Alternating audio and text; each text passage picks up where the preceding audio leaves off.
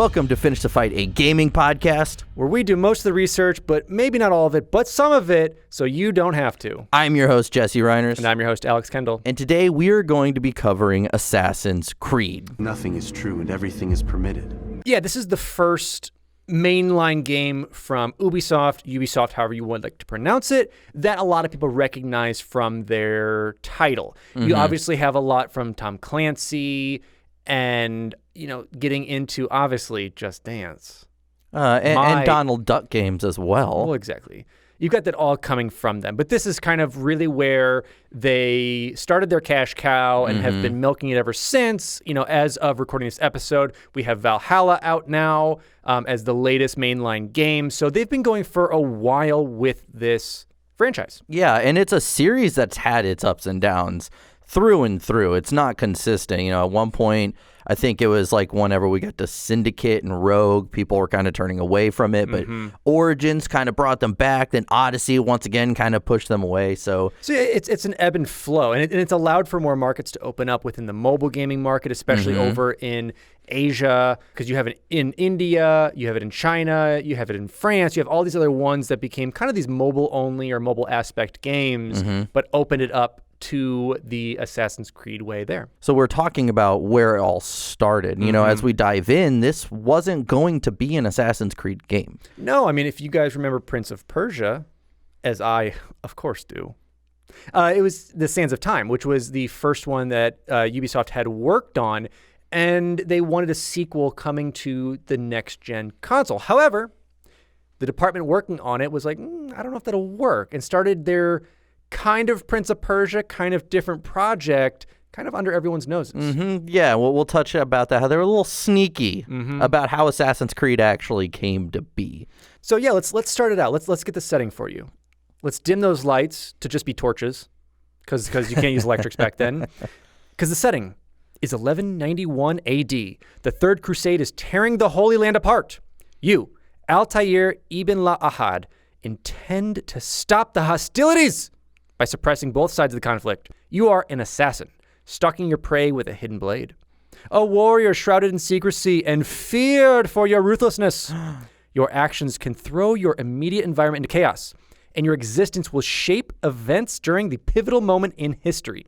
Master the skills, tactics, and weapons of history's deadliest and most secretive clan of warriors, including the deadly hidden blade. Stalk your prey through richly detailed, historically accurate, open-ended environments. Scale buildings, mount horses, blend in with crowds. Do whatever it takes to achieve your objectives. Experience heavy action blended with fluid and precise animations. Use a wide range of medieval weapons and face your enemy in realistic sword fight duels. A+ on that. Thank you very much. I stole that from Ubisoft. Assassin's Creed is an action-adventure game that takes place in a real place and time in history, but it gives its own artistic spin on the events during that time that unfolded. Ubisoft had no motivation to create a game that was politically or religiously driven. That's why they added the disclaimer, quote, inspired by historical events and characters. This work of fiction was designed, developed, and produced by a multicultural team of various religions and faith. The assassins themselves have their own belief that is far removed from religion or any kind of political bindings of the time. They're simply against the unjust killing of the innocent. But yeah, the game is pretty straightforward. You know, you have 9 targets that you need to kill total. You have your 3 cities that you go to. You find the target. You go off of clues, essentially. You find your target. You take them out.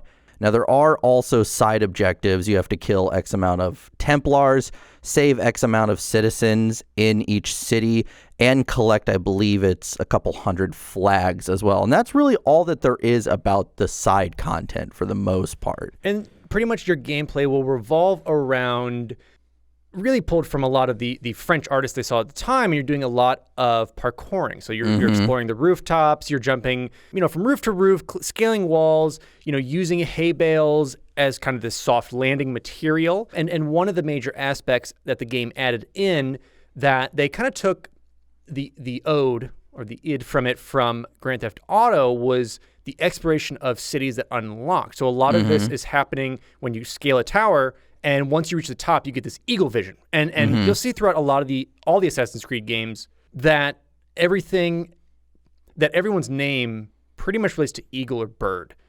Yes. Within a native tongue or things like that, because you're one with them. And so basically, as you do that, it'll unlock the area. You'll see where these side quests and missions are, and then you'll do a safe, nice, sweet swan dive. Yeah, like 4 stories up into a 3-foot pile of hay. Yeah, so a lot of that revolves around those objectives. And as well as I had talked about in kind of our little Ubisoft intro, you have the options of horses, sword fights, full stealth using your blade, and you'll get upgrades that go throughout that upgrade your weaponry, your arsenal, your abilities, and really start to change how you can combat, how you can counter, and starts to drive the narrative as well. Yeah, and also you can be stealthy about a lot of things because there is that crowd blending ability. If you see a group of monks walking, you just get right in the middle of them and just start praying with them. You can sit on a bench next to some people, and even though you just stabbed a guy 30 seconds ago, you get on the bench and the guy you just stabbed is like, I don't know where he is, and just kind of walks off. And you get to modern day in some points of the game, that's really where you start the game, as Desmond, who is a present-day ancestor of Altair, and it gives you a little bit there, but it starts to build that story on how they're able to get these assassins across different generations, different eras, and to pull this info out. So that is really what ties the story together, but your main gameplay is as Altair. Yeah, but the game was released November 13th, 2007. It was developed and published by Ubisoft. Let's talk about the studio, though, about Ubisoft, and we'll start to dive into Ubisoft Montreal as well. So Ubisoft was founded by 5 brothers, Christian, Claude, Gerard, Michel, and Yves Guillermo. The company originally started as a mail-order business for computers in France in 1984. The brothers had experience in business, seeing as they had worked at their family's farming support company for years. As the company grew, the brothers took the opportunity to test the waters in the video game industry. With experience in distribution already under their collective belts, the brothers started Ubisoft, or Ubiquitous Software. The studio's first project, Zombie, would release in 1986 and would sell over 5,000 copies. After releasing multiple games in their first studio, the company would raise $80 million in capital funds and open offices in Annecy, Shanghai, Montreal, and Milan. Ubisoft Montreal opened in 1997 with 50 employees, with half of them transferred from the Ubisoft headquarters in France, and then the rest were new hires fresh in the industry. And when it came to this, Ubisoft Montreal CEO Jonas Mallet said, quote, "The founding myth of this studio is that we took a bunch of young people, we gave them PCs and said, make games. They were absolutely not game developers at the time. They didn't know how to make a game whatsoever at all. Essentially, this was to prove to the world that they could make games no matter who they brought in." The studio would start to work on existing intellectual properties to decrease the risk of any titles potentially flopping. They would work on games from DC Comics, Playmobil Toys, Tonic Trouble, and Donald Duck. Most of these would see success, and the studio would keep moving forward, tackling the Tom Clancy and Prince of Persia IPs. Speaking of Ubisoft Montreal, their studio is located in an old textile factory, so the building really wasn't optimized for all the wiring and hardware that a modern tech company really needed. At one point, the studio received new PlayStation dev kits that required a stringent amount of power. One day, the fuse boxes, obviously located right outside of the bathroom, caught fire due to the amount of people using the new dev kits. This led to the policy of sending out company-wide messages when someone was about to use one of them. Can you just imagine, like, you're just you're in the bathroom and everything starts smelling, you hear everyone start freaking out and yelling, and you're like, I can't get up. Yeah, but at least you have a warm seat. This is where I die. But let's move on to the early stages of development, where this all started. And let's start out with a quote from creative director Patrice Désilets. Quote, "This is not a historical game. It's a sci-fi universe in a historical setting, and that's important. Assassin's Creed, I said it before, it's a sci-fi story." So Désilets, who was the lead designer on Donald Duck, Going Quackers, Top notch, was looking to move into developing more serious video games. Ubisoft Montreal had just finished production on their most recent Tom Clancy Rainbow Six game, and were looking to do the same with another franchise. This led the studio to look to Jordan Mechner's Prince of Persia franchise to accomplish this task. Desolé thought that a reboot of the series had serious potential. The studio would quickly create a demo for the game showing basic parkour stunts and navigation. Ubisoft Montreal would fly in Mechner to get his blessing for the project. After seeing the demo, he was sold, and he would even write a new story for the game. With this, Desolé was made creative director of the project. The studio would go on to release Prince of Persia: The Sands of Time in 2003, which would be an overall success. Ubisoft would immediately start to work on sequels for the game, and Desolé was appointed to work on a Prince of Persia game for the next-gen consoles, which would end up being the PlayStation 3 and the Xbox 360, that were supposed to redefine the action-adventure genre. Yeah, the Prince of Persia team, who made it clear that they wanted to still work together, started throwing around the idea of an open-world Prince of Persia game. But they couldn't get far since they didn't have an engine to build off of yet, because they didn't really know what the next-gen consoles had in store. Yeah. Desolé loved the world of Prince of Persia, but wanted this new game to feature a new character. He would start to research Middle Eastern history for inspiration for his next game. You know, he kind of... And as we go through this, you figure out, like, he really enjoys documentaries and history and learning. Yes. And it's really what brought him to want to work on the first Prince of Persia game to start anyway. But went ahead and dug in and found an old book of secret societies that he had read in college called The Alamut by the Slovenian writer Vladimir Bartol. From there, he discovered the Hashishin, a 12th century group of real-life assassins who would often publicly execute their enemies. Nothing is true. Everything is permitted was the real motto of the Hashishins, which are, once again, going back, are translated kind of hashish eaters, and were this entire group that lived in this same area that we're going to talk about within Assassin's Creed, and have this entire aspect of that kind of brotherhood based on. And you'll learn a bit more about them through the games as well, which is pretty awesome. Learning about this group, he was inspired to create a game that incorporated the platforming of Prince of Persia and the stealth of the Tom Clancy games they had been working on. After some convincing with a demo of this new game, which wasn't much of a demo, just kind of more of... It was a pre-made video, but they told the higher-ups, like, oh, look, check out this demo we have that we're playing. It wasn't a demo. It was just a pre-rendered video. Yeah, that they worked with. I mean, you ended up having Ubisoft went ahead and said, okay, let's greenlight it. Let's do it. The demo the team showed to the Ubisoft corporate team was that of an assassin, carrying around a baby prince that the assassins had saved, and traversing through the world. Partnered with producer Jade Raymond, who was a new Ubisoft hire, the pair would create a new IP for the gaming world, leaving the higher-ups to expect another Prince of Persia game. They would quickly start to dive headfirst into researching the 12th century Middle East, bringing Masyaf, Damascus, and Jerusalem into their new world. They also wanted the story to be grounded with real-life individuals from that time period. Yeah, and that's something that the Assassin's Creed franchise has done really well, is bringing in real-life characters. That has continued with it, and obviously with that sci-fi aspect, making up the interactions between you and them at times, but still incorporating the timeline of they died in this year. Does that fit? They will die in this game. If not, then we will kind of work them into either being a side character or a mainline story arc, and they've done it really well, and this is kind of the first budding idea they have of it. Yeah. The team would create the design pillars for the game, revolving around an open world, crowds, assassins, free roaming, and realistic cities. Once the studio actually started learning about the next consoles coming out, they realized that a lot of their ideas could come to life, such as sword fights that were actually swords striking one another with force. Because before in games, you didn't really have that too much. With these new innovations, the studio was driven to make the game something special. The team used this new technology to implement elements into this game that had never made it into Sands of Time. One such aspect was the crowds were going to be much more larger, believable, and would allow the player to blend in, and these crowds were often referred to as the second character of the game. Social stealth was added simply because it was hot at the time. To take on the task of creating an open world, the Ubisoft team used Grand Theft Auto as their main reference.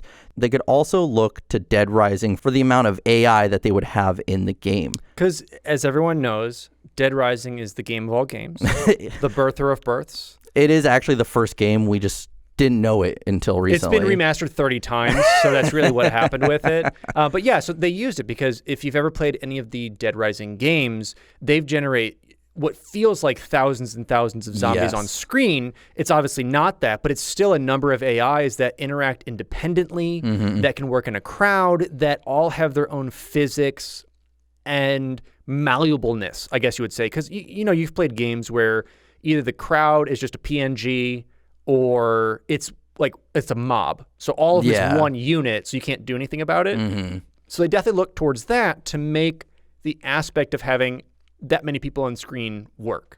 Yeah. The team would also look at art references from some of their favorite films, such as Black Hawk Down, Man on Fire, The Butterfly Effect, and Kingdom of Heaven. All great movies. Debatable. But Ubisoft higher-ups did see one too many similarities with, you know, the OG kind of Prince of Persia, so they decided that this new game needed a modern twist. They're saying, you know, if you're going to do second Prince of Persia, but not second Prince of Persia, you have to change it up a little bit. You got to have an idea in there. And so that's where the idea of Desmond's story comes about. And this twist led to the eventual creation of his storyline and the inclusion of modern-day aspects with Abstergo.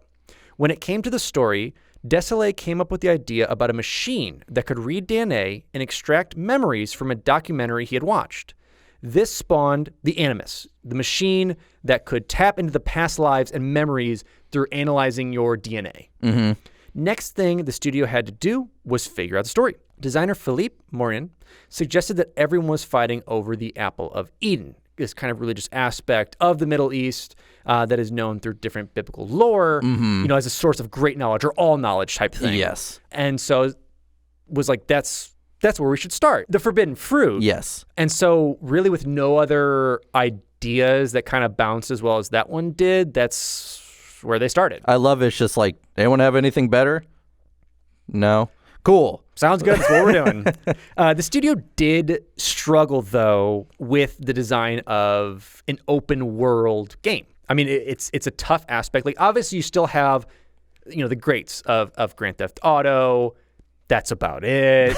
That at that time were really doing open worlds well and made it feel like you could explore everything. Yes. So there's, how do we do that? Yeah, because there was, as you said, not a lot of references. No, and so they wanted to, because basically what they wanted was kind of a game on rails, but not. So their struggle was, how could you not tell the player where to navigate, but kind of suggest it? Yeah, guide them towards it. And they would struggle on how best to do that. How do you make it so that we advance the player along, but the player also feels like they have free will, they're exploring, and they're having fun? Yeah, you just make the game pretty barren and nothing else to do. Yeah. Throughout every stage of development, the open world concept was honestly almost scrapped. I mean, it's one of those things of like, okay, we've got the quest line down. We know what they want. We know where we really want them to go and what we want them to do.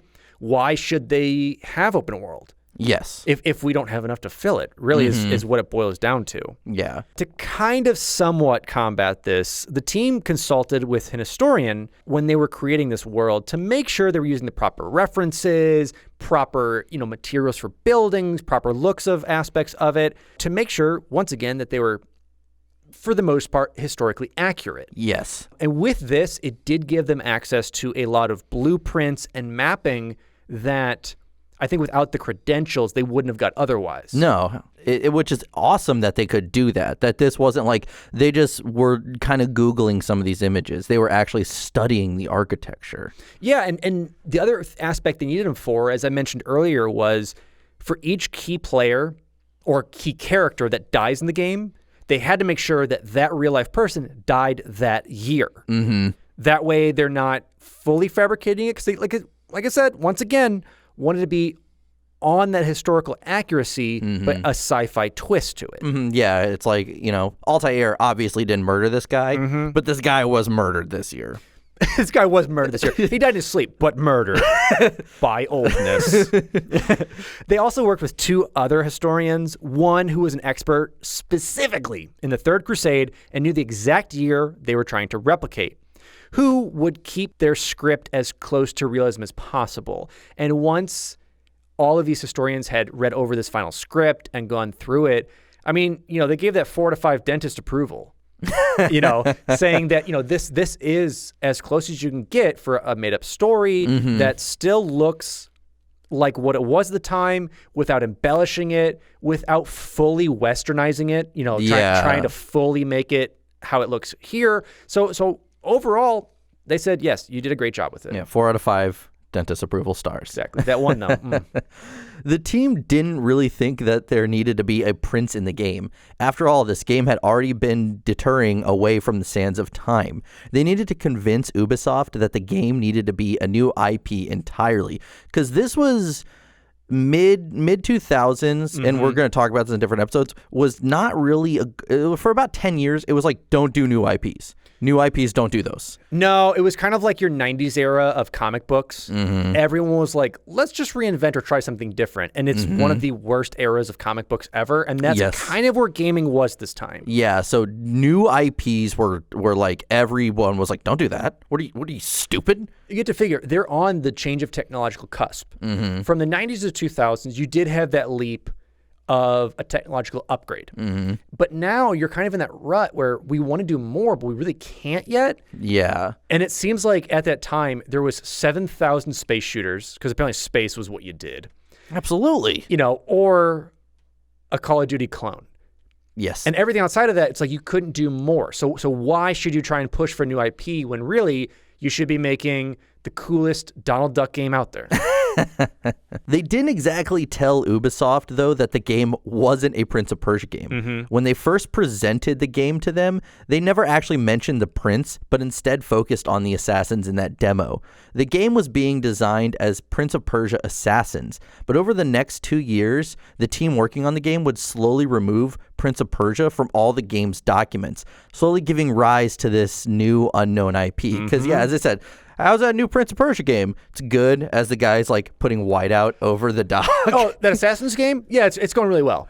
What, Prince of Persia Assassins, yeah? Yeah, the Assassins one. Okay. Pretty much how it went.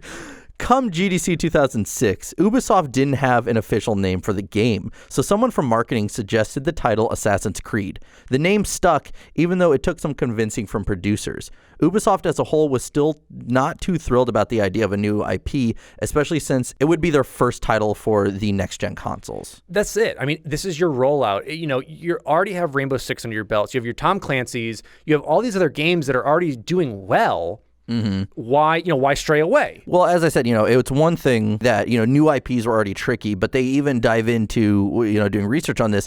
New IPs for new consoles are even trickier. Well, it is. I mean, look back at the Xbox One launch, Sunset Overdrive. I mean, that's a game that was like there to die. I think if that game had come out later, it probably would have carried a little bit more weight. But when you have that, or Knack Baby, it's a great game. But Knack launch, what was that terrible game that released for the 360 where you could transform into monsters? Evolve. No, that was one. I don't know. I forget what it is. But you have that one. You have all these like starter games that came out that really the only IP that's held up that is a launch somewhat title is kind of Halo Combat Evolved. Yeah. As a launch-ish title, or like Mario 64, yeah, or any of those ones that are kind of staples, but everything else kind of went to the wayside. Well, look at the most recent, the Xbox Series X and the PS5. There wasn't a lot of new IPs for the most part. Bug snacks, baby. Now, a lot of developers on Assassin's Creed credit developer Richard Dumas for his amazing development skills, though he was a shoddy coder at a technical level, according to lead programmer Matthew Mazzarol. Yeah, I mean, he's basically a spaghetti coder, if any of you guys are out there. Like, he just kind of threw stuff together with proverbial duct tape. And it really caused everyone to not touch his code, because if you change one line, it just shattered the program. Yeah, because like they legitimately said that they were afraid to go in and touch it because they called it Frankenstein code. Yeah. It's basically all just kind of mashed together.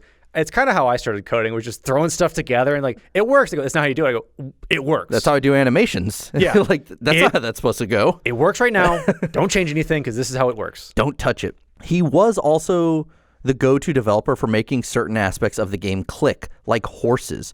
There was a junior level designer that had been working on the horses for a year, and he couldn't seem to get things right. Dumas came in to help. He would play Shadow of the Colossus for a while, then go back to coding. To him, Team Eco created the gold standard for horses in games. Yeah, I mean, because you have to figure your transportation within Shadow of the Colossus is not only allowing you to play the game and get close to your Colossus, but it's to see the grandiose scape of it, the landscape and everything that's in there. So it's super smart to kind of see that and be like, okay. And I love that, like, from a coding standpoint, he's like, okay, it goes like this. How can I kind of make it do that? Like, the back and forth of it's really, really cool. Movement within the horses was also just as critical as the movement in the game itself. And Ubisoft, oh man, you're having me pronounce it that way now. I'm going to the old school American way of it. Ubisoft. I did that because I was like, man, Ubisoft, he's going to tell me that's wrong. So no, Ubisoft is right. But I'm sticking with my Ubisoft here. But they actually ended up building an in-house mocap studio. They didn't want to use stunt doubles. They actually really wanted to just kind of use who was in-house. Yeah. Because they for some reason, I disagree with it, but I can agree at some point, is they did want it to feel realish. You trained as an assassin back then, but there was no, like, professional school where you hit pads and you took leaps. You just kind of did it. Yeah, you just got your ass beat as an assassin. That's how you learn. Yeah, and you wanted it to be kind of scrappy, still strong, but nothing technical in a way. And that's kind of really why they went that way. And at one point, animation director Alex Druin, Altair's animator, would put his training in martial arts to use as he practiced stunts in the garage so he'd get those animations just right. And Druin and another animator would practice their moves in the garage together and then actually record the mocap with weapons as well. Yeah, they said, like, people would come down for lunch and they were just fighting with foam swords out in the garage, which is actually kind of cool. Like, you could say you could do that at work. Yes, that's what Jesse's trying to do with all this animation he's learning. He's like, man, I need to get to that mocap area of just throwing swords at people. This is my dream. Now, on to a little bit of controversy with you, the gamers, truly, is where we are, I will say. Obviously, the landscape has changed significantly since then, I will say.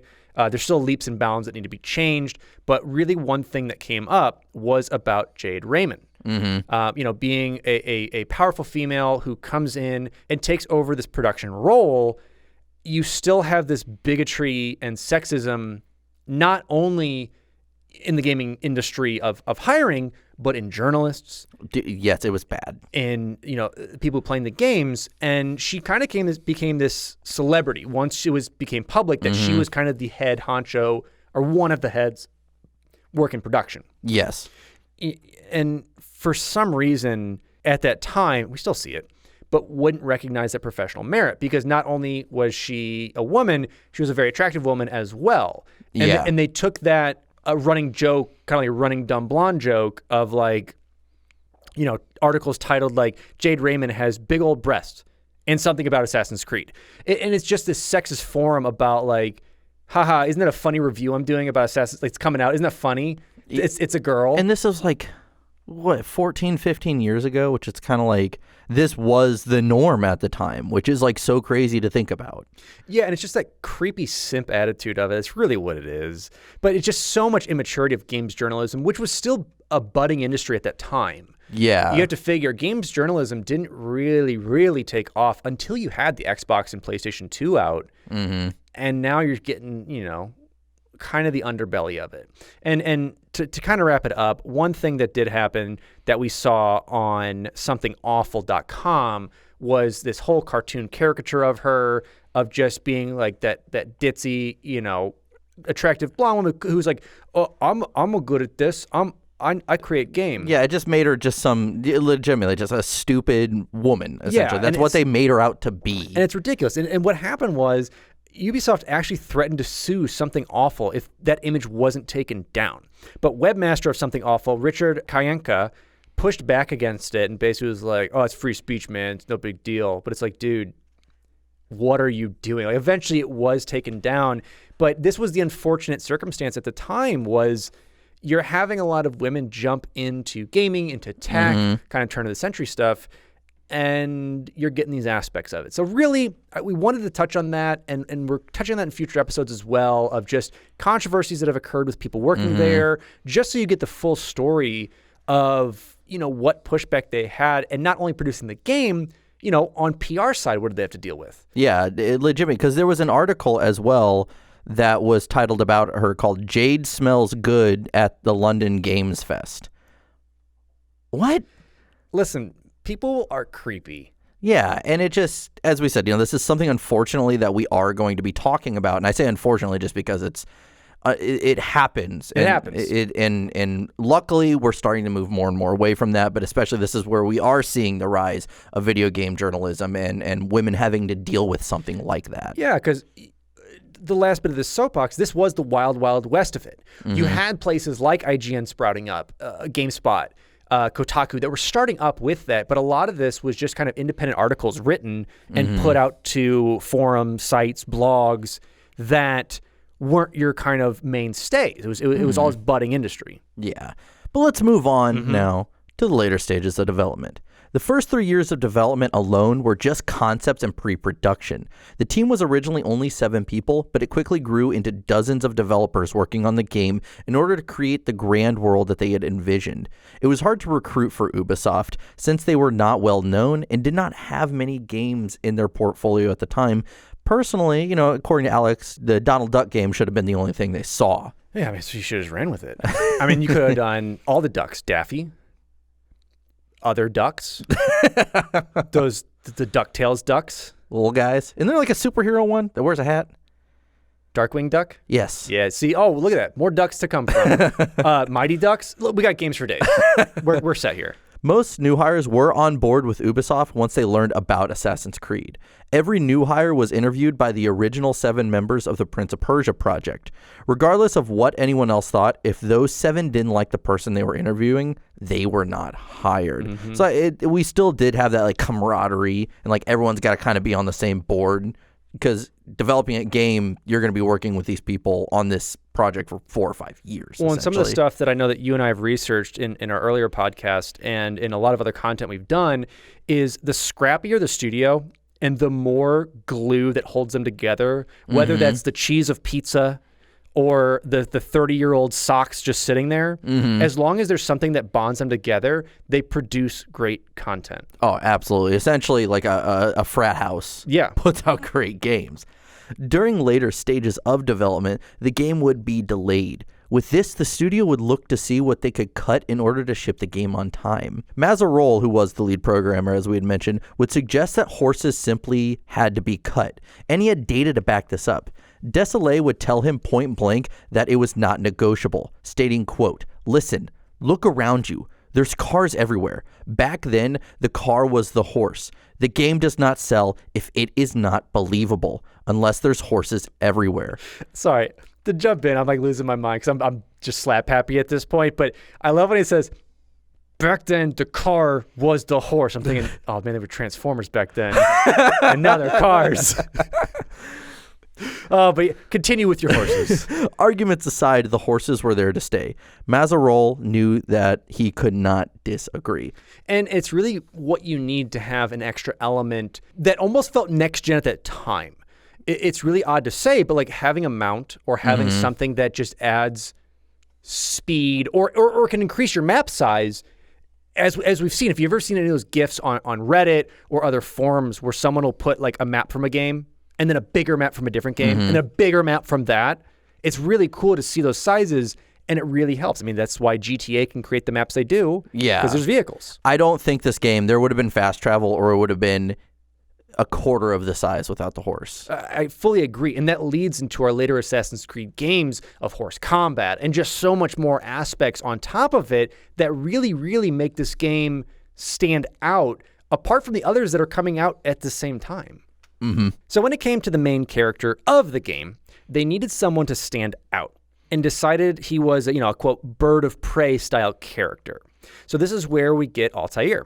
And Altair actually means eagle star, bird. There's various translations we have in English, bird, eagle star, but specifically in Arabic, that's kind of where we're looking. And this was to kind of push towards the brightest star of this eagle constellation. There's various sources you could pull from of where they came from with it, but that's kind of the direct translation of it. You can go down a lot of rabbit holes when it comes to this. Like even a lot of eagle's nests, some might say. A lot of eagle's nests. But then you also have Ibn La Ahad, which actually means son of no one. So it's that tie-in of it that really brings it together when you hear his backstory. So I'm going to go a little tangent on his backstory. His mother had died during childbirth, and his father, who was an assassin himself, was actually killed during a different crusade. So he was kind of the son of no one, kind of that bastard child, like a Jon Snow type thing. So that's really where he ends up getting that last name from it. So Altair wouldn't be the perfect assassin, though. They wanted him to be, rough around the edges when it came to him scaling rooftops and even some of the combat at times. And so they ended up looking over to WWE wrestlers for some inspiration. Who do you think they went with? I want to say Rey Mysterio. I'm going to probably go with Big Show. as the full inspiration for the very quick and speedy. The guy that can run up walls. Yeah. As opposed to the real wrestler who can run 6 feet and get winded. Please let us know who you think they based, what WWE wrestlers they based him off of. Or if you have a modded version with Big Show in there, I will gladly play the entire game. However, jokes aside with that, they did want Altair to be a more realistic character, unlike his princely predecessor. Because in The Prince of Persia, it's a lot of one-liners, quick wit, kind of this perfect Aladdin-esque prince. And so they wanted him to be this more rugged, interesting, kind of like morbid backstory that does what he's told in Assassin's Creed, but will take it upon himself on some of these things. It feels bad for some of the stuff he does and brings that humanity to it. Yeah. But apart from, wanting him to be realistic in a certain aspect, he was still, incredibly athletic and had infinite sprint, which I am very thankful for in the game. And stamina as well. Yeah, and stamina and built it up. But once again, that's more of a game option choice because you don't want to climb in a wall and be like, oof, I'm tired, and then fall off the wall and Breath of the Wild. Jesse's joke of the night. That wasn't a joke. That was me being upset. Oh, I thought you were making fun of my Wild. I like that. We'll keep that in there for the Breath of the Wild fans out there because Jesse did not finish that game. I finished that game? That's doubtable. That's I finished that game? Debatable. But yes, they made him kind of the best of both worlds when it came to the style of clambering and using their own in-house people, but also keeping the gameplay mechanics useful when you have to traverse an entire open world. Yeah. Ubisoft liked the character design, for the most part of that ruggedness, the Big Show-esqueness of it. Loved it. But they did have a problem with Altair's outfit. They felt it was just too white and just stood out way too much for this quote-unquote master assassin. The studio worked on a new design for a month, but ended up sticking to their guns and said that the one they had was the best one they could come up with. And, of course, Altair's face is also hidden, to give the player that aspect of feeling like they're him. Projecting themselves into Altair. Yes, and it makes sense because it's tough at times for a third-person game to allow you to do that. But really covering his face up and controlling it, and the entire backstory of Desmond, they're going through his DNA to kind of relive it.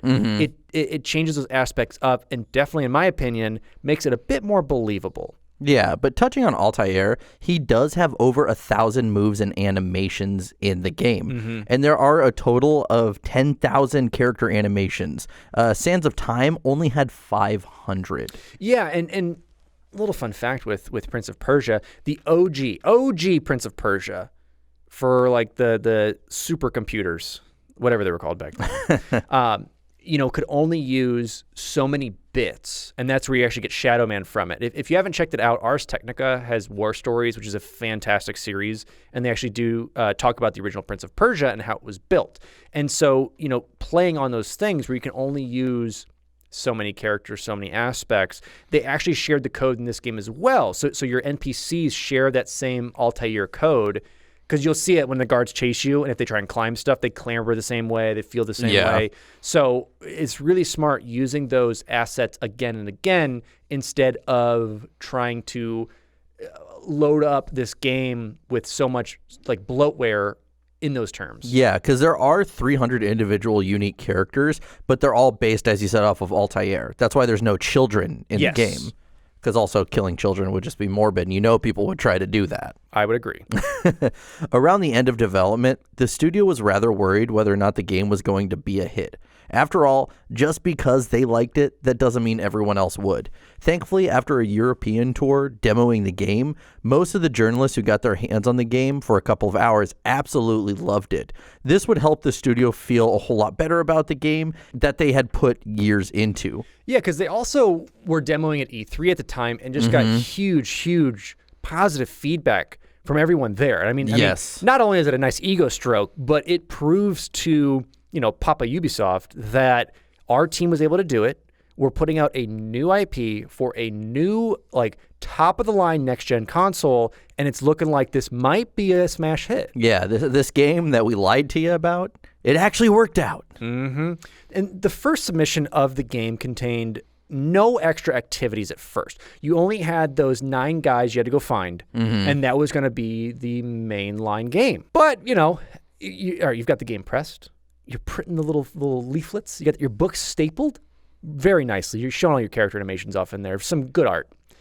5 days before end of production, they go, hey, maybe there needs to be more stuff in this. And not just the team said this. This was actually coming from supposedly CEOs, as we said, one of the brothers who started it, Yves Guillermo's son, had played the game. He took it home. He's like, hey, son, Papa's got a new game coming. This is verbatim. This is verbatim. Yes, I was there. And also, he's no longer French. He's no longer French-Canadian. He sounds like this. Papa's got a new game. Play Papa's game. But so he did. He sat down and played it, and he felt that it was just extremely boring. It was linear. You just kind of did your thing, and he kind of asked, what else is there to do? Yeah. And so this led, Yves going in and saying, hey, guys, how's it going? Everything going well? Good to get this book stapled. I like that. Very nice and neat. Anyway, let's redo the game. We need to add more stuff in it. Yeah. And so within those 5 days, you had this team go in on full crunch mode to end up putting in those side missions of finding the flags, fighting those Templars that you had to, you had to kill X numbers, or, saving the citizens. That was all kind of added in those last 5 days. Yeah, that's why they're all literally the exact same cutscene, the exact same people you're saving. Yeah. And the flags was more so you created an asset and you created an asset point and just went, put it on tall stuff. Plop, plop, plop. Yeah, and I mean, really, you want to talk about crunch mode is that those 5 developers that locked themselves in the room, only they had access. Only they had a key card to that. No one else could get in and bother them. Now, the PC version of the game did leak 2 months prior to launch, and thus Ubisoft was going to make someone pay. Ubisoft sued Optical Experts Manufacturing, the company responsible for manufacturing the PC version of the game, for $10 million. One of their employees took a copy home and posted it online. Ubisoft claimed that OEM ignored security protocols that led to the leak. This cost Ubisoft a potential sale of 700,000 copies. The initial release only sold 40,000 copies. Now, the leak also contained a bug that was in the process of being fixed, so Ubisoft claimed it hurt the reputation of the game itself on PC. We get to figure because anyone who got their hands on it probably went to a forum and it was like, look at this buggy, gross game. Yeah. Look, my horse is upside down. Look, I'm stuck here. That'd be kind of cool. It'd be really sweet. But, all these different things that any developer's nightmare is. Even looking at modern day Assassin's Creed, we still get a lot of that, whether it's through leaks or through first releases for some of these. But there's just so much that needs to be patched day 1 or day 2. But like you said, if it gets leaked, there's nothing you can do to patch that. Yeah, no, it's out there. It's gone. But by the end of 2008, the game was the 3rd most pirated game, with over 1 million copies of the game illegally downloaded. I can finish up. Now, there was no public demo available for the game due to the studio not being able to figure out what part of the world they wanted to showcase. And I think that really does make sense. It could have been any because it's a wash, rinse, repeat game. But the game would go gold on October 29th, 2007. And by the end of development, after 4 years and created by 190 people, the 10 core Sands of Time team members whittled down to 3 by the end of the Assassin's Creed project. The band broke up, folks. Yeah, unfortunately, no reunion tour coming here. Not yet. Not you never yet. know. You never know. We do know, but you never know. You never know. So yeah, let's move on to marketing and what Ubi did, that's what I'm calling it from the rest of this episode now. Ubi. Well, we're both saying Ubi and Ubi. We're like switching back and forth. No, I'm only saying Ubisoft because Ubisoft is the right way to do it. But anyway, so Ubi started to put some money into marketing and trying to figure out what's a neat aspect to hook people in to start to give an idea of possibly what's going on and throw some mystery into it. And so when the game was first presented to the world, for months, fans and journalists alike would notice glitches in the marketing and trailers. The glitches added in the first trailer were put there because marketing felt the game needed a modern touch, or else no one would really care about it. Just kind of this, kind of samey looking, kind of Middle Eastern story of this guy going around in a robe. Action adventure game, like. Yeah, how do you change it from Prince of Persia and other stuff that you've done? Well, what can you do? So this is really where they started to do it.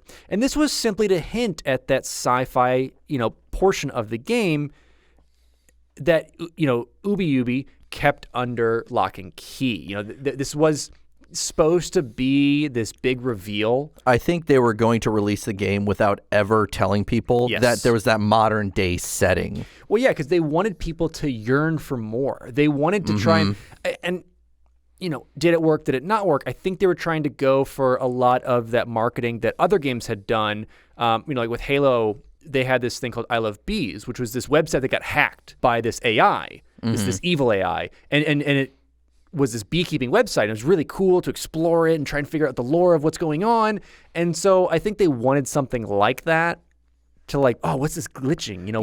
What's happening with this? Yeah, because as you would watch it, like these white glitches would just come on the screen, and it's almost like you're watching an old VHS tape at times. And everyone was like, what's that? What the hell's that? Yes. And so they wanted people to yearn for more. And that's why they really wanted this to not come out until it happened. And at one point, the studio was just telling people the glitches were, a stylistic choice. Nothing else. Don't worry about it. We just wanted it to look like we screwed up. It's the mid-2000s. Limp Bizkit's here. We're going to try and make a Limp Bizkit video. It's really what we're going for. Yeah, well, Jade Raymond did have this to say about that. She said, quote, "At first, the team just wanted to talk about it because it's part of our game. We spent a lot of time thinking about it, so it's very hard to talk about a part of our game without talking about another part of it, because then things just don't make sense. We got a lot of questions like, quote, why is the guard glowing? And we just couldn't talk about it." Essentially, they just sent the shrug emoji. Yes. The 2007 equivalent of that. And they did, I think pretty well with it. I think it definitely caught a lot of people's eyes. I think this was, a game that my friends and I at the time were like, oh, it's actually pretty cool looking.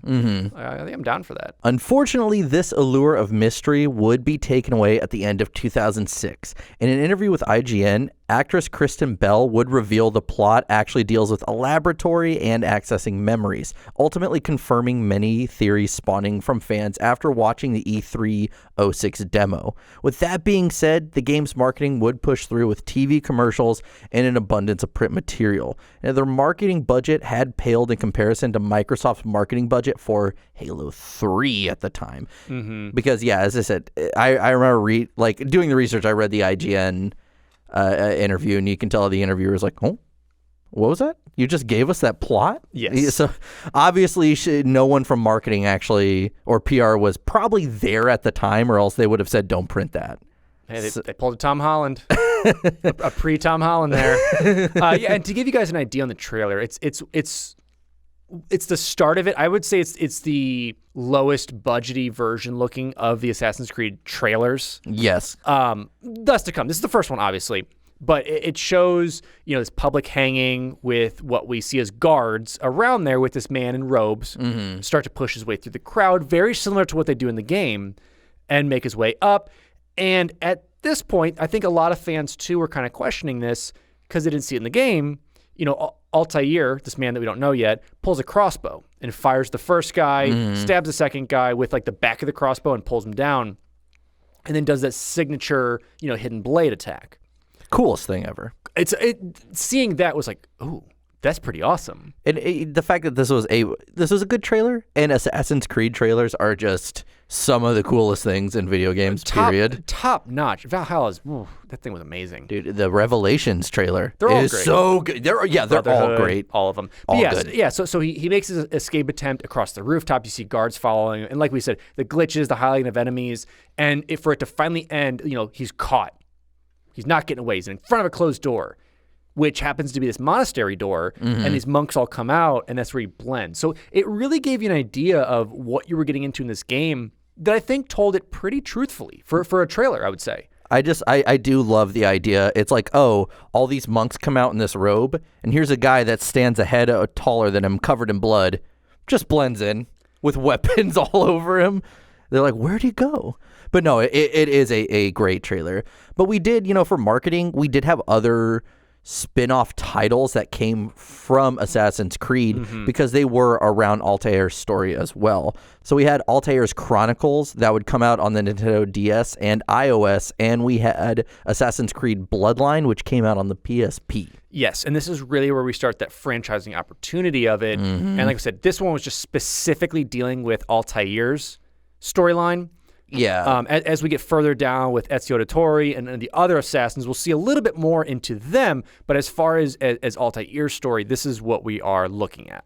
So let's jump over to a quick summary of the campaign and really what we're seeing and what's going on. And obviously we start with Desmond Miles, a bartender. Wakes up in a laboratory located in the Abstergo building after having what appears to be an odd dream. He only sits there to find out that these scientists are actually accessing his ancestors' memories through his DNA, because it's all this kind of like splice shared DNA idea. And something I love is this concept where he asks Desmond, he goes, how does a I don't know the exact question, say, how does a bird know how to fly? And he says, well, just animal instinct. And he goes, no, it's a memory of the DNA. And the first time I heard that, I was like, I sat there and I kind of had like a, oh God moment. Like, that's actually kind of realistic, I think. It's a really ingenious way to start to tell that story. Whether it can be believable or not, it sides on the side of believability. Like, absolutely, maybe that's what it is. Because it's not, because what is instinct other than something programmed inside of you? Yeah, but essentially what he's told is by these two scientists, it's like, hey, we have to access your memories, and if you don't let us, we'll just put you in a coma. So he's like, okay. But yeah, so it takes place, as we had said at the very beginning of the episode, 1191 AD, and the game starts out, you're playing Altair. Yes, and like we said, Altair is an assassin living during the Third Crusade, is tasked by Assassin Brotherhood mentor Al-Maulam, I think is what I'm going with for this episode for you guys, to retrieve a powerful artifact known as a Piece of Eden, specifically the Apple of Eden. Yep. However, his arrogance during this mission costs the life of a fellow assassin and actually permanently disables another. And this is where Maulam demotes him and is like, if you want to get back in my good graces and do this brotherhood stuff with us, I got 9 guys I need you to take care of. Yeah, and at first you think he kills him because he like stabs him and then he comes to and he's like, oh, and he's like, just kidding. I just wanted to stab you because I was pissed off. Anyway, as you said, kill these 9 dudes for me. But yeah, this is where we get into the gameplay where it is you go to Damascus, Akka, or Jerusalem. As we said before, there are those side objectives, but you go, you find out who the target is, you go off of clues to find him, assassinate him, and then you move on and do the same thing again and again. And as you're making your way through, Altair has these really cool moments. Cool, I guess, is not the best word to say, but after you assassinate his target, cool, it goes into this Animus-esque, like, Matrixy mode. Yeah, I don't know how to describe it. Ghosty mode. Yeah, where it's like the your surroundings turn into like that Animus loading screen. Yes, and you're able to talk to the person you just killed and get a little bit more backstory, and they start to tell you about, oh, well, if you're really looking for someone to talk to, deal with this person. And they start to reveal that all of these quote-unquote kind of random 9 people Templars that the head of the Brotherhood is sending you to kill are actually all connected. They all know each other. And it's like, because there's one guy who's a slave trader, there's one guy who is experimenting on mentally ill people, and it's like you start to connect all these dots. Because you think you're just doing it, as Jesse had said earlier, just for the greater good of it. Like these people, you need to stop this because this is bad. But you start to slowly learn things of like, you're bad, but you're all connected in some way, and you still have some goodness in some weird way of it, or we're wrong about you. Yeah, it's this gray area of morality and everything like that. And also throughout the game, you occasionally jump back as Desmond Miles, and you're just confined to this laboratory in a room, essentially. But you do find out that you are Subject 17, and Subject 16 before you actually went crazy from all of this. And there's something called the bleeding effect, where you get Altair's eagle vision. Yes, you start to almost awaken the assassin in yourself. From them tapping into your DNA, it's starting to bring that back. And because in the game, as we had said, eagle vision not only unlocks at those towers, it allows you to see objectives, enemies, other things throughout the game, kind of the sonar through walls. Yeah. And, as Desmond, you start to be able to kind of use it and see eagle vision secrets back at the lab. Yeah, like Subject 16 wrote messages in blood on his walls that he discovers through eagle vision. So that's like this kind of side thing that you do, and eventually you find out that one of the scientists that is working on you, she's actually an assassin too, because you find out that Abstergo is actually the Templars and the assassins are still around, and there is a modern fight. Yes, because going back to the men you've just been casually killing, you didn't really know about the Templars or know that they were connected to the Templars, but this is where you start to figure out that they are the Knights of the Templar, and that they are all connected in that way, and you're trying to figure out why your assassin guild leaders is sending you out to do these things. Yeah. So, and upon killing, your ninth man, your final man, who is the Temple Grandmaster Robert de Sable, he returns to the assassin stronghold of Masayev, only to discover that Al-Mualim betrays the Brotherhood and actually had you all do his dirty work to steal the Apple of Eden for himself. Yes.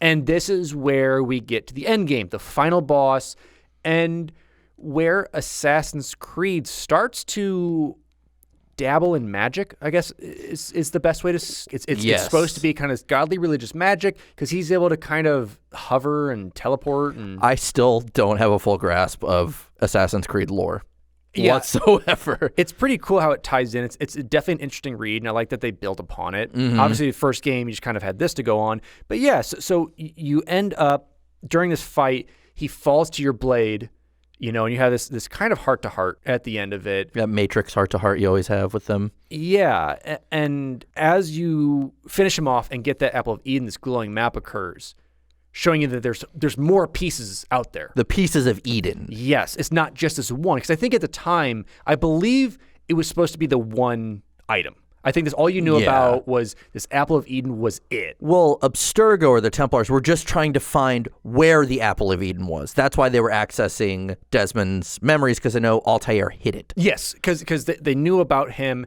And so that's really where, and to summarize one more time real quick for you, obviously you are Desmond. You are also Altair. They're accessing your Desmond memories to get to Altair, who was tricked by his master to wipe out the competition to get this apple that is basically the Apple of Eden. Yes. All knowledge throughout it, and it sets it up basically for Game 2 Plus. Yeah, because around the end of the game, in the modern time, assassins are trying to break in to get Desmond, but it's to no avail, and it does kind of end like on a cliffhanger.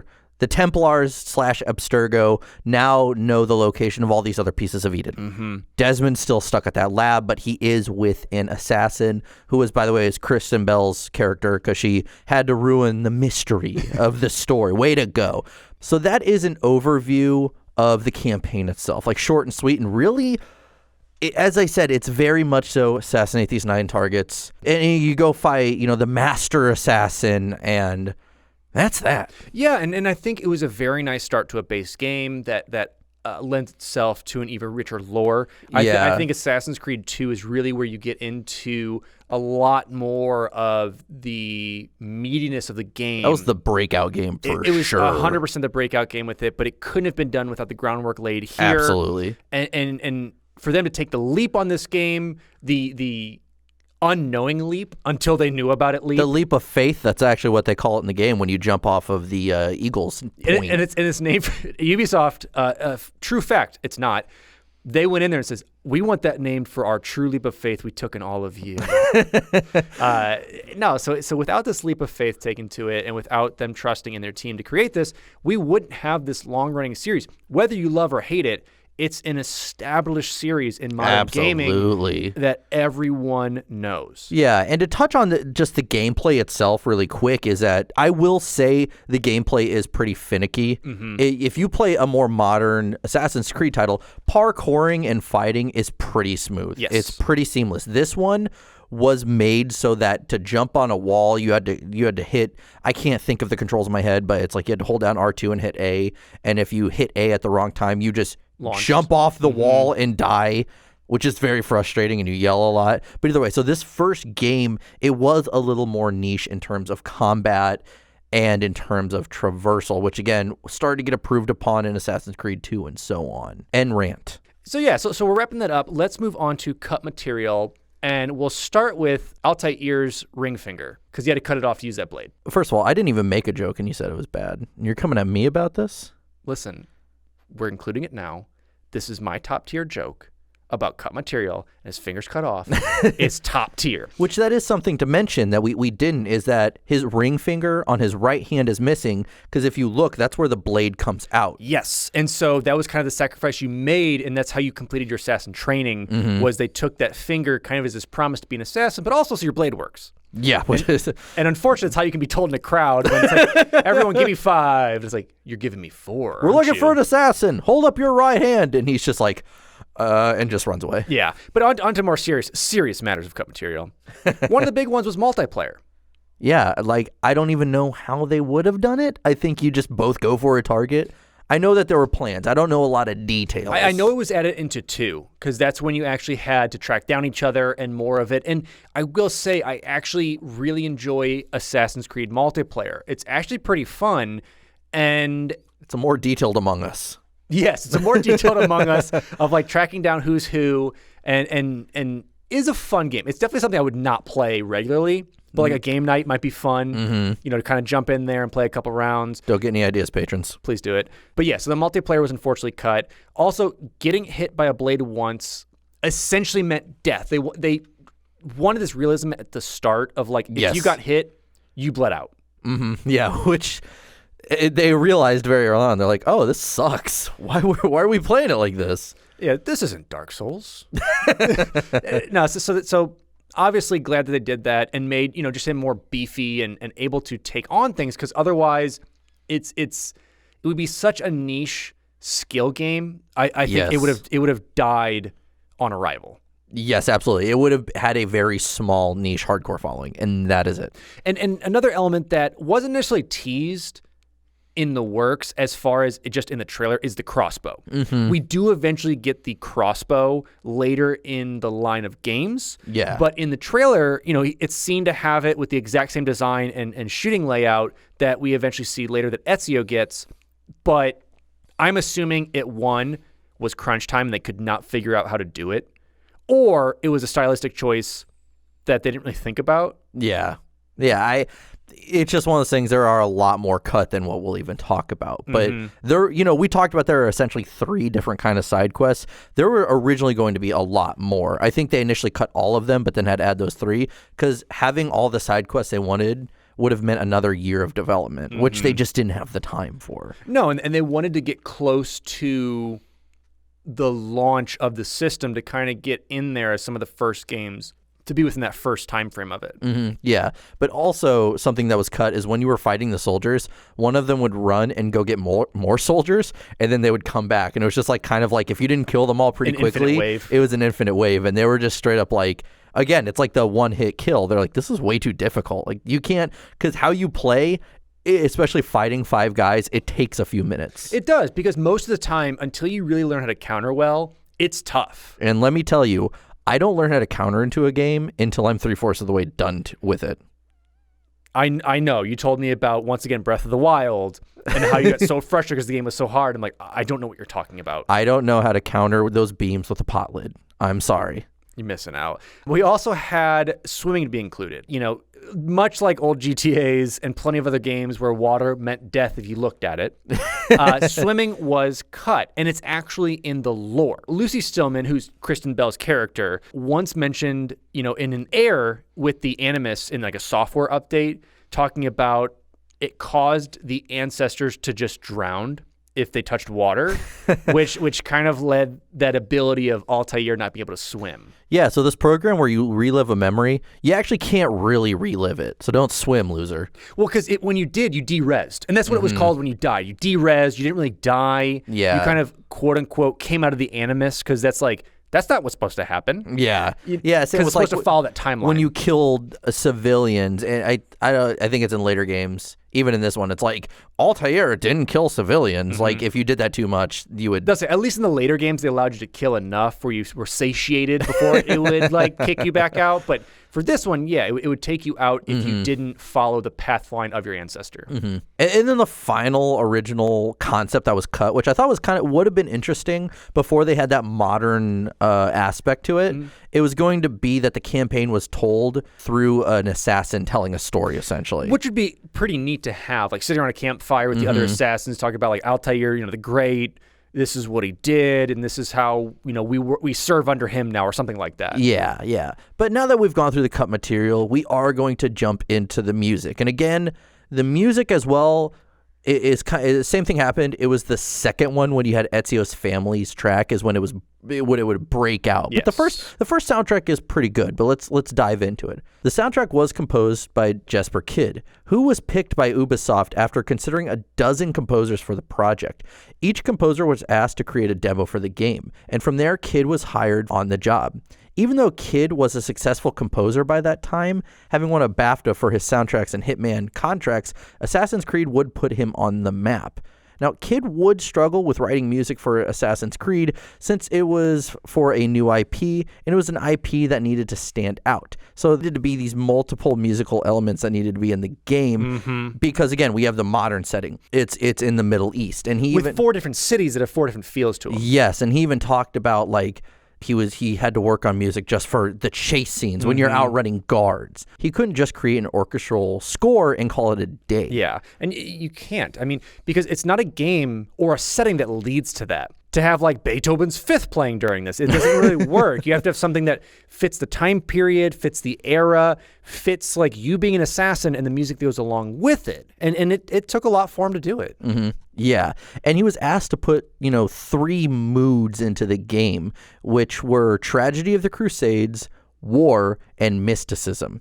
A Kyd would be more confident with the soundtrack once he learned more about the innovations of the game. He was given screenshots, scripts, design documents, and basically everything the studio could give him to help write the score.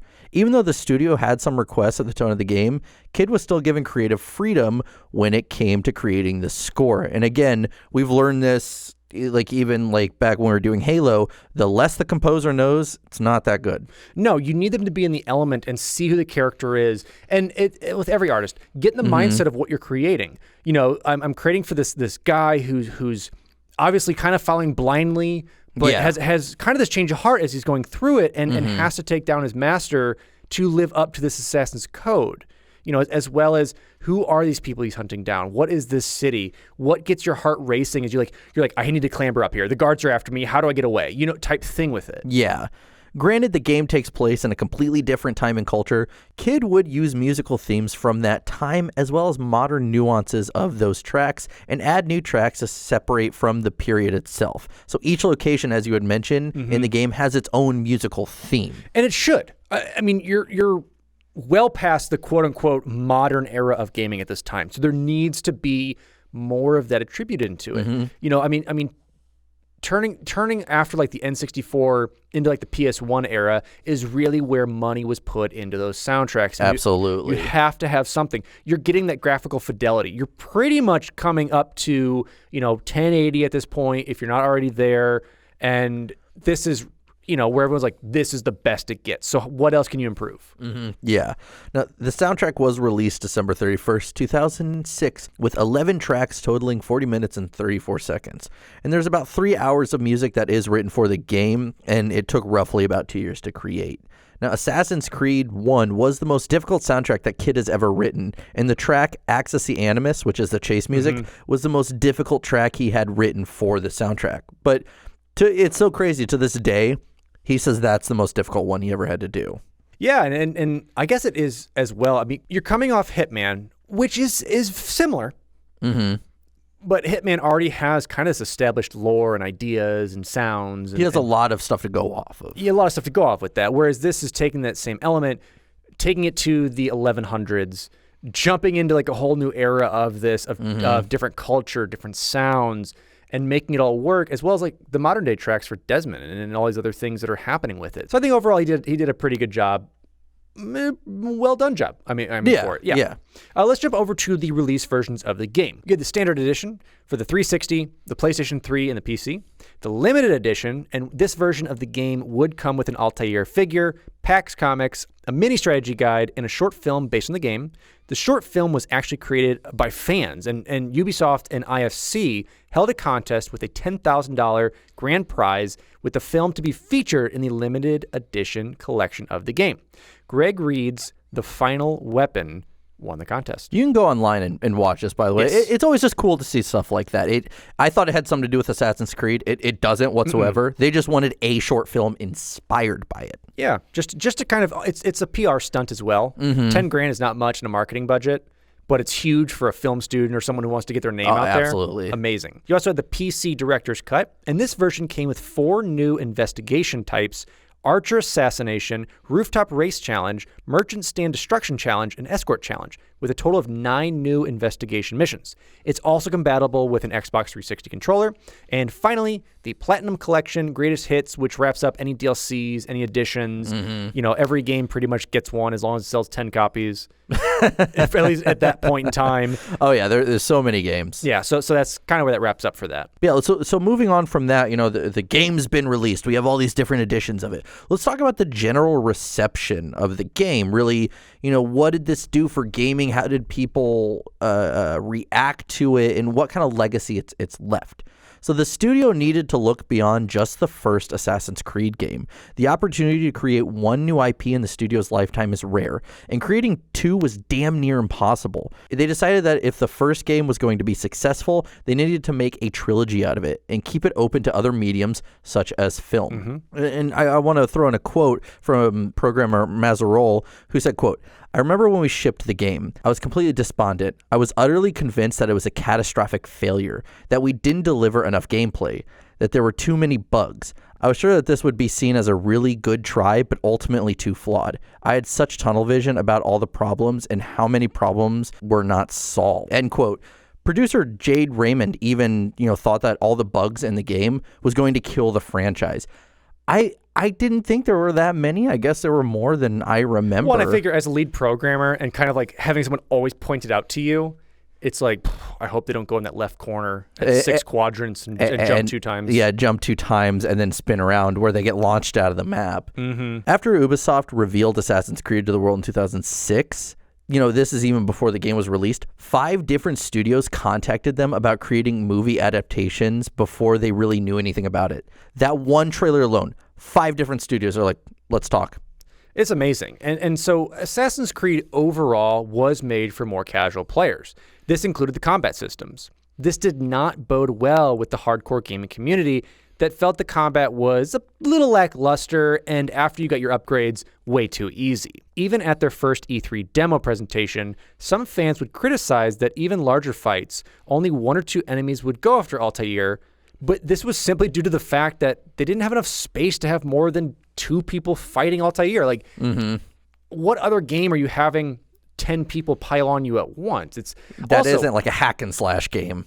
Also, you're living this out and you're playing it kind of like a movie. And that's what you do in those type of things.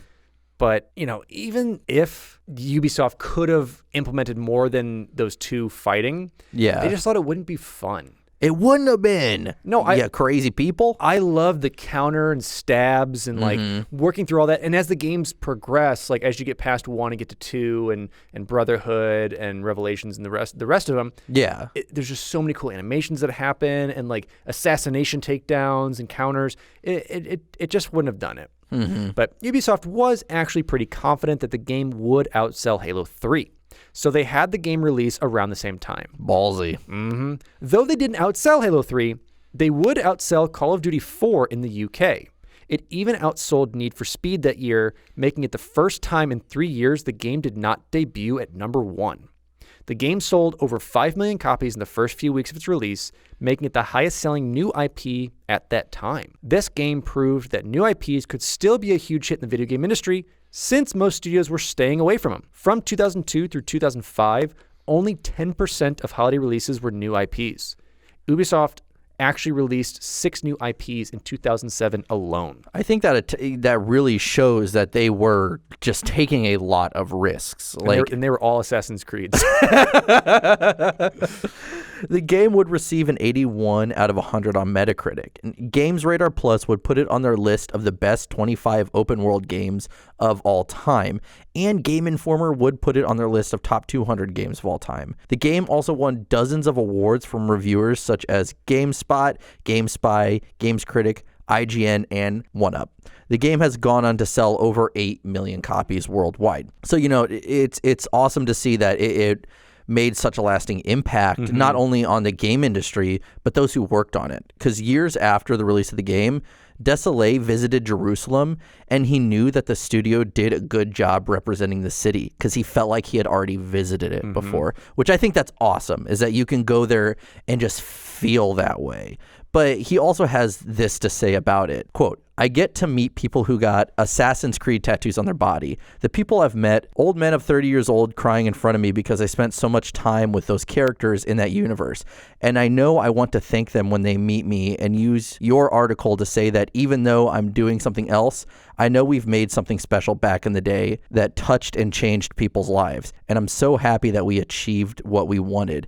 He's also gone on to jokingly apologize for making boring climbing mechanics popular in video games.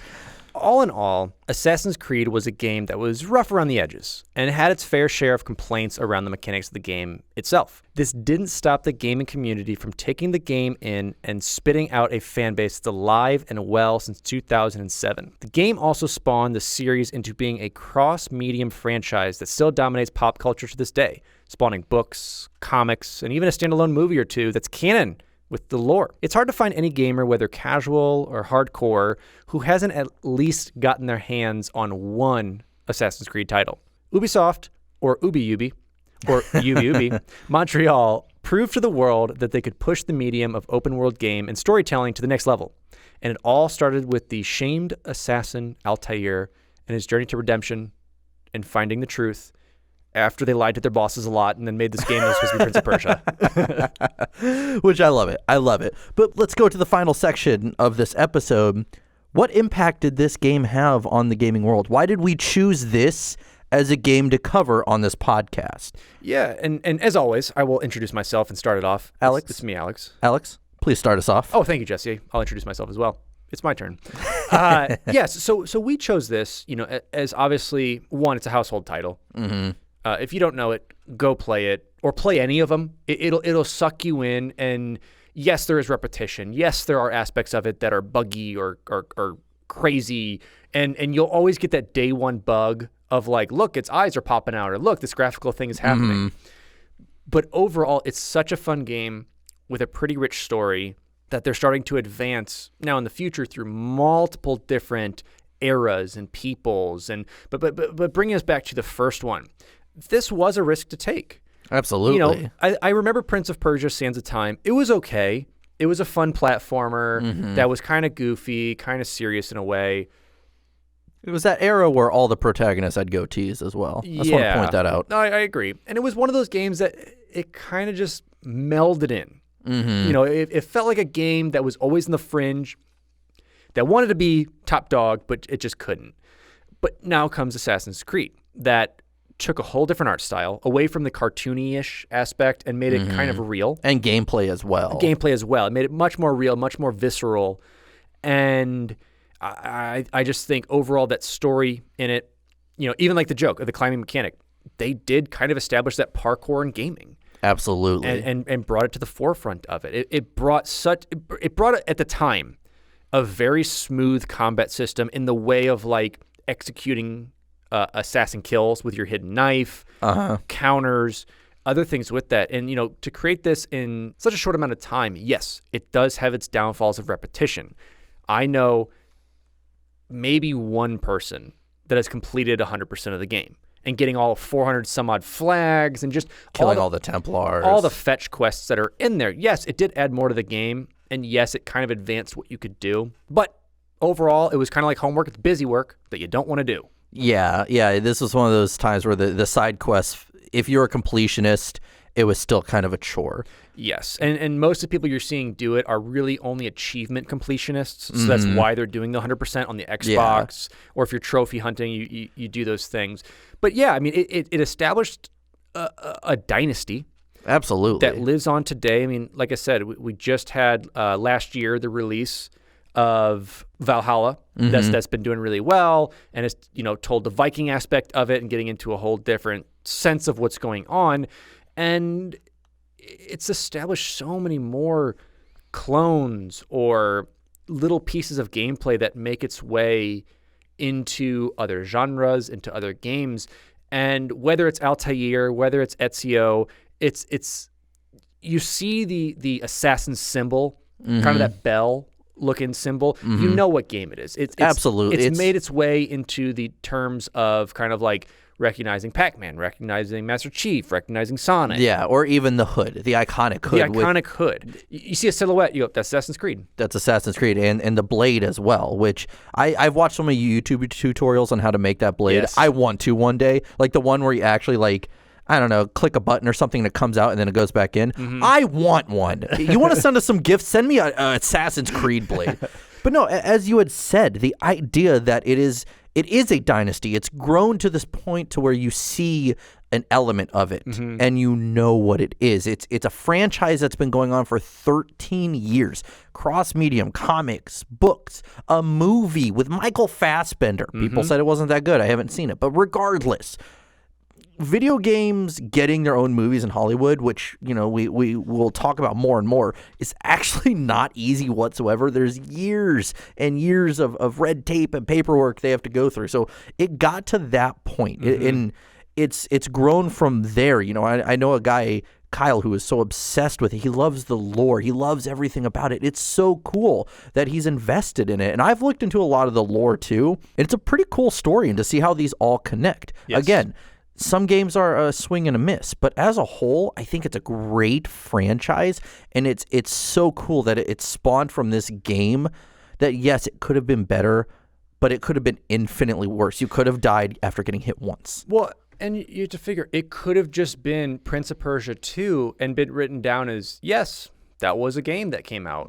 Yeah, it literally, the fact that it was a new IP, I think I set it apart. Because, yeah, you could have had a prince that was a child that you had to guide around, and you were an assassin, giving it its own allure. And here's the thing. I know coming 2012 with Just Dance being the greatest franchise of Ubisoft's life, thank you, Ubi for it, it would have stand on its own. But Assassin's Creed, I guess, did help the studio make a name for itself, establish. I mean, Assassin's Creed almost alone helped Ubisoft become a main powerhouse. Yes. Start Uplay. Start so many other aspects of the gaming universe that we're still seeing, trending today, or have our hand in something with it. And it really spawns back to here. They did have work, like we said, with Tom Clancy and a couple other titles, but that was kind of working with someone else's credit. Yeah. And now that you get to make your own and start purchasing your own things, it helps a lot. But yeah, one thing it's really why we chose this game. It's a pinnacle in modern gaming history and culture. And like I said, it's still a household name that's coming out almost yearly. Yes. Yeah. But I'd say, we've gone through our reasons as to why this game was covered. So let's give the game our own personal rankings. Again, we know this is a very important game, but we are going to give it our own personal ranking because that's just what we got to do. And no one yell at me for mine, but honestly, I will say, since the game was super repetitive for me, the combat is a little sticky at times. I'm going to give it a 6.5 out of 10. If I had to give it a rating, I would probably give it one wall climb where you accidentally jump in the water and get very frustrated. Add in riding your horse and then kind of crashing into stuff and then getting off and then flying away. That's happened before too. But multiply that by what I disagree with Jesse is fun combat, and it takes skill and countering, which we'll talk about later. But divide that by one apple of Eden that's not a real apple. So minus points for that. Probably out of being, but that really equals out to starting one of the coolest trends of internet clothing, having a cool Altair cloak. And that was it. That was our coverage of Assassin's Creed. Research done by Jesse Reiners and Evan Barr. Artwork done by Jesse Reiners and Jessica Wellickson. And music written and composed by Evan Barr. And I helped. Oh, thank you. That's what I'm here for. But who's also helped have been our amazing patrons. So, as always, we have our Patreon, some cool stuff going on there. We just retuned it a little while ago, so check it out at patreon.com/finishthefight if you want to support us.